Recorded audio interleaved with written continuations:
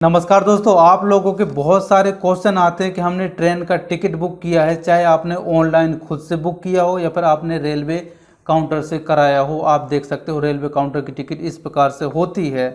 और उनका क्वेश्चन ये होता है कि हमने जो टिकट बुक कराया है, एक टिकट में 6 पैसेंजर की डिटेल्स मौजूद है। तो कहने का मतलब ये है कि PNR नंबर एक ही होता है और उसी PNR नंबर में 6 पैसेंजर की डिटेल्स मौजूद है।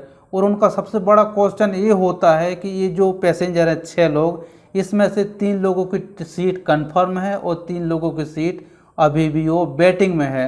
या फिर ऐसा भी हो सकता है कि 2 लोगों की जो सीट है वो कंफर्म है और 2 लोगों की RAC हो या फिर 2 लोगों की वेटिंग में है। तो ऐसी टिकट को पार्सली कंफर्म टिकट बोला जाता है।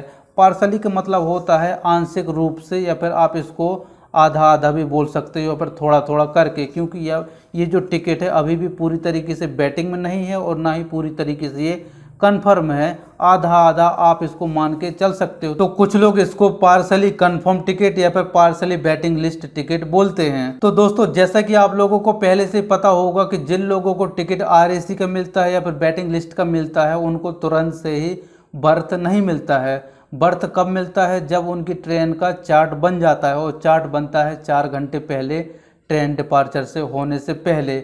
और अगर आपका जो ट्रेन है तो उसका चार्ट बन गया है और अभी भी आपकी जो टिकट है कुछ लोगों की कंफर्म होती है और कुछ लोगों की वेटिंग में रहती है चार्ट बनने के बाद भी, तो उनका क्वेश्चन यही होता है कि क्या जो वेटिंग वाले हैं कंफर्म वाले के साथ में ट्रेवल कर सकते हैं, और अगर वो ट्रेवल करेंगे तो क्या TTE इनसे कोई पेनल्टी लगाएगा। उनका सबसे बड़ा डाउट और क्वेश्चन यही रहता है। तो देखिए दोस्तों, पार्सली टिकट में मैंने अभी तक कोई भी ट्रेवल नहीं किया है, वरना मैं आपको लाइव प्रूफ बता देता कि कोच के अंदर TTE का जो बिहेवियर होता है किस प्रकार से होता है और वहाँ पर क्या क्या होता है।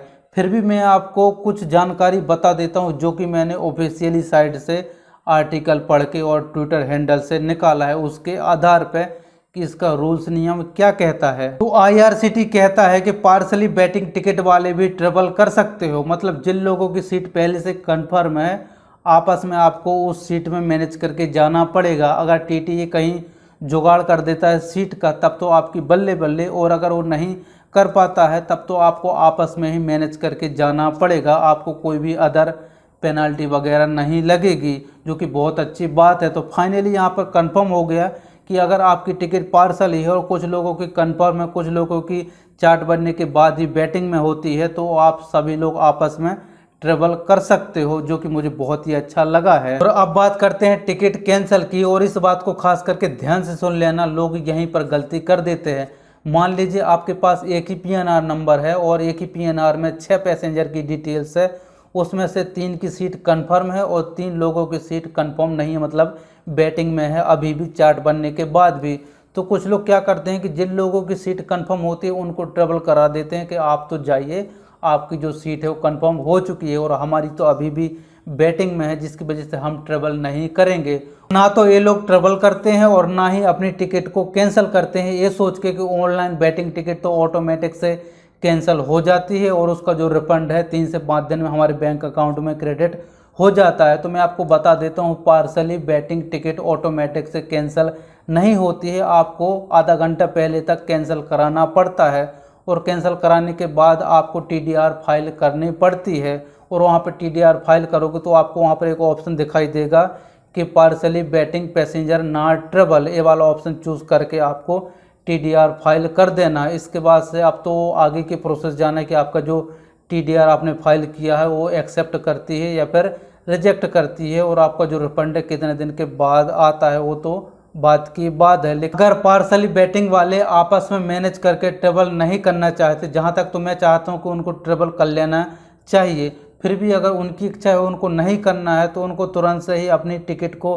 कैंसिल कर देना है और फटाफट से TDR फाइल कर देना है। अब बात करते हैं कि ऑनलाइन बैटिंग टिकट ऑटोमेटिक से कैंसिल हो जाती है। तो ये बात सही है कि ऑनलाइन बैटिंग टिकट अगर चार्ट बनने के बाद भी अभी भी वो बैटिंग में ही है तो ऐसी टिकट ऑटोमेटिक से कैंसिल हो जाती है। लेकिन इसकी भी एक कंडीशन है, अगर आपके पास कोई भी टिकट है और उस पर जो भी पैसेंजर है, मान लीजिए कि 6 के 6 पैसेंजर हैं और चार्ट बनने के बाद भी अभी भी उनकी टिकट बैटिंग में ही है, तो ऐसी टिकट ऑटोमेटिक से कैंसिल हो जाती है और उसका जो रिफंड है आपके बैंक अकाउंट में क्रेडिट हो जाएगा। लेकिन पार्सली बेटिंग टिकट ऑटोमेटिक से कैंसिल नहीं होती है। इस बात का खास करके आपको ध्यान में रख लेना है। अब बात करते हैं जिन लोगों को काउंटर से पार्सली टिकट मिला है, मतलब 3 लोगों की सीट कंफर्म है और 3 लोगों की सीट अभी भी बैटिंग में है चार्ट बनने के बाद भी। अगर आपको ट्रेवल करना है तो आप कर सकते हो, और अगर आपको ट्रेवल नहीं करना है तो आपको तुरंत से ही रेलवे काउंटर में जाना है, फॉर्म वगैरह फिलअप करना है और अपनी जो 3 लोग हैं उसको टिकट को कैंसिल करा सकते हो। आपको तुरंत से ही रिफंड मिल जाएगा।